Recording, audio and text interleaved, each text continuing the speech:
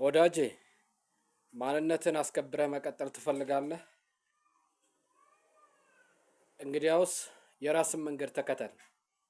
ከፈጣሪህ ጋር እየተነጋገርክ ትንሽም ቀጭን መንገድ ትሁን የራስን መንገድ ተከተል።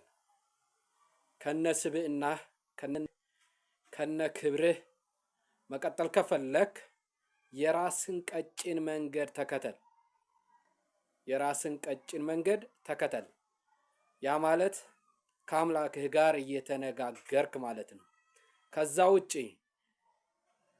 የማይረባ ጥቅም ለማግኘት እየሞከርክ ማንነቴን አስከብሬ እቀጥላለሁ ማለት ይሄ ሞኝነት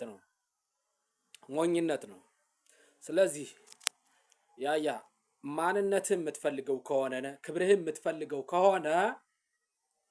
ከሆነ የራስን ቀጭን መንገድ ተከተል። ከዛ ውጪ ሰዎች አንተን የቁማር መቆመሪያ ጠጠር አድርገው ከመጠቀም ወደኋላ አይሉም።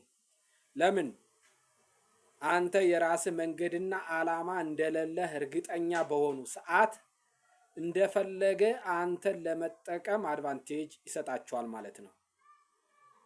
ሁሉ ጊዜም ሰዎች ጋር የሚኖርህ ማንነት ወይም የሚኖርህ ግንኙነት ገደብ ሊኖረው ይገባል።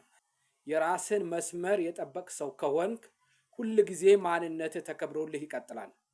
ስለዚህ የሰዎችን ትልልቅ ዓላማ በመከተል ጥቅም አገኛለሁ ብለህ በዚህ በኩል ማንነቴን አስከብሬ እቀጥላለሁ የምትል አይነት ሰው ከሆንክ አንተ በዓለም ላይ ያለው የመጀመሪያ ቂል ሰው መሆንህን እወቅ።